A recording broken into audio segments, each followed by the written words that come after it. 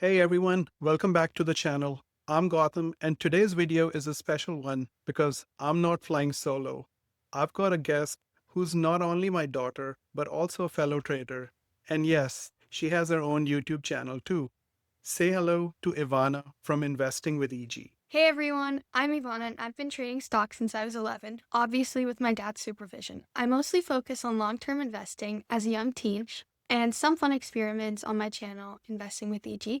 But today my dad says I'm ready for something new. That's right. Today I'm going to teach Ivana how to sell a put option, a strategy that's perfect if you want to buy a stock you already like but at a discount. Ivana, you already know this, but for our viewers, a put option gives the buyer the right to sell a stock at a specific price by a certain date. Right, so if you're buying a put, you think the stock will go down.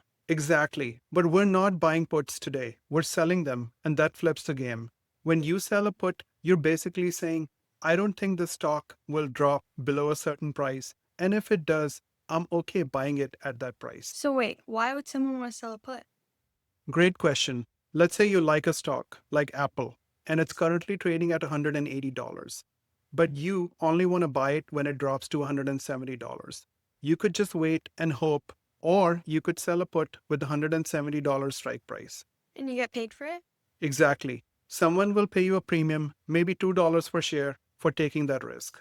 If Apple never drops below $170 by the expiration date, you just keep the $2 premium, which, since one options contract lets you control 100 shares, that converts to $200. If it does drop, then you buy Apple at $170, which you already wanted to do. So I either make money for waiting or I get this stock I wanted cheaper. Boom, that's exactly right. That's the beauty of selling puts. It's a win win when done correctly. So what's the catch, since there's always one? You're a smart girl. The risk is that if the Apple stock crashes way below your strike price, let's say Apple goes down to $150, you still have to buy Apple at $170. That's why you should only sell puts on companies you actually want to own. This isn't some lottery ticket. It's a strategy for buying great companies at a discount. Let's walk through a paper trade, Ivana. So you said you've been watching SoFi lately, right? Yeah, I think SoFi is a solid company and it also targets the younger generation with student loans. Let's do an example here on SoFi and see how we can collect premium selling put options on SoFi. So the first thing that I like to do is pull a stock's 3-month or 6-month chart. So given that we're going to sell put options at least 30 days out, I like to look at a larger time frame. So I'm going to go with the 6-month chart right here. So as you can see, SoFi is trading at the top of its Bollinger Band. And I know you're probably not familiar what Bollinger Bands are. I've heard about the Bollinger Band before, and I'm happy you're explaining it to me in more detail. So Bollinger Bands are a technical analysis tool, something that I use to determine when to enter and exit a position in a stock. So when a stock is trading close to the top of the Bollinger Band, it means that there is a high chance that it will revert back or pop back inside the Bollinger Band soon. If you look at some instances in the past, we see on May 14th, it touched the top of the Bollinger Band and then quickly reverted back, and then in the next few days went towards the center of the Bollinger Band.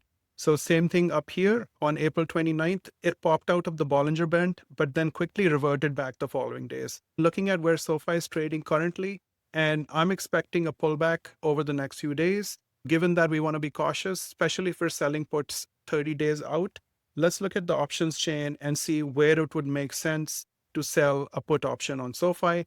Currently, the obvious next level of support is the middle of the Bollinger Band. But considering the bands are really expanded right now, it's probably going to make sense to see if we can find a place right here in between the top and the middle of the Bollinger Band. So now let's go over to the options chain and see which strike price we want to choose to sell the put option.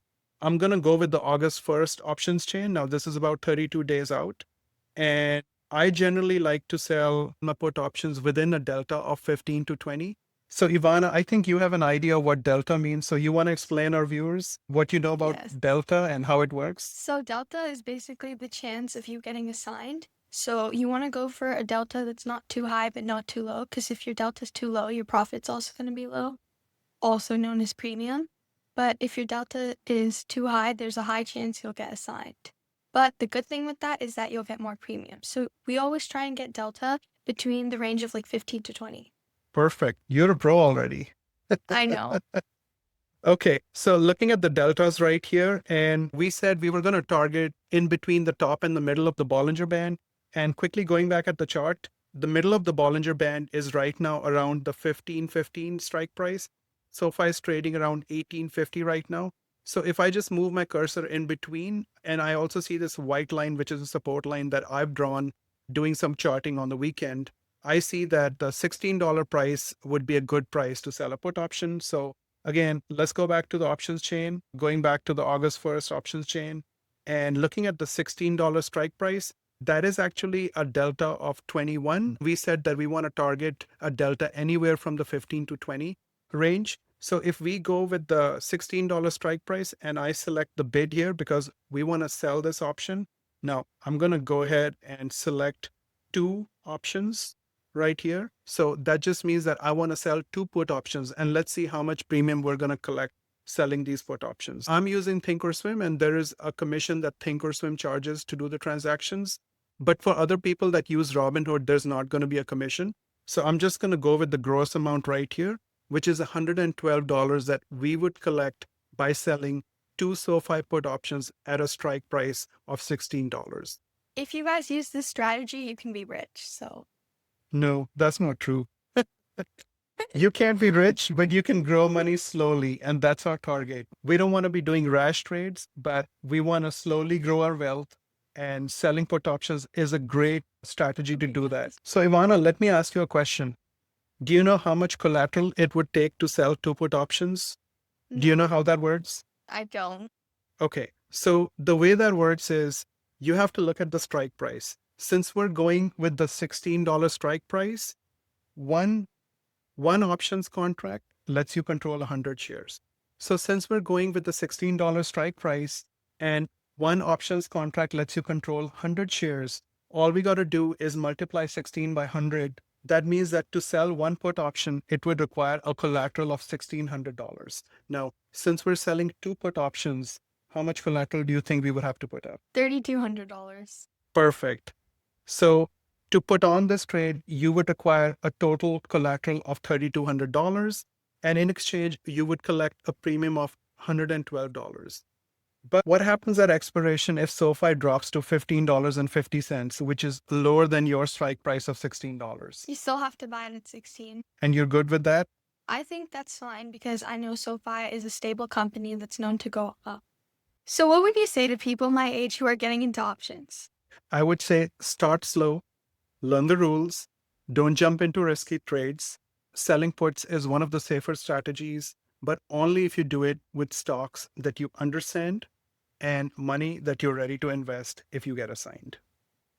And don't copy people online, even me. I share what I'm learning on my channel, but always do your own research. Perfect. And speaking of, go check out Ivana's channel, Investing with EG, if you want to see how a young investor is learning in real time. I'm really glad that I now understand how to sell puts, and I think I might stick to this when I'm a bit older and a little bit more rich. Or you can save some of your allowance and save up $1,600 and start selling one put option on SoFi each month to get some practice. And that's how you can learn how to sell put options. Yes, and the good thing with selling puts is that it's really safe. So even if you do get assigned, you can always sell covered calls to recover your money. That's smart. I wasn't going to cover that in this video, but I'm glad you know the wheel strategy. Yes, next time we're on a video together, don't worry. We'll be covering covered calls. All right, that's it for today's lesson on selling puts. If you found this helpful, give it a thumbs up, subscribe to my channel, and put your thoughts or any feedback in the comment section below. We'll see you in the next one. Thanks for listening.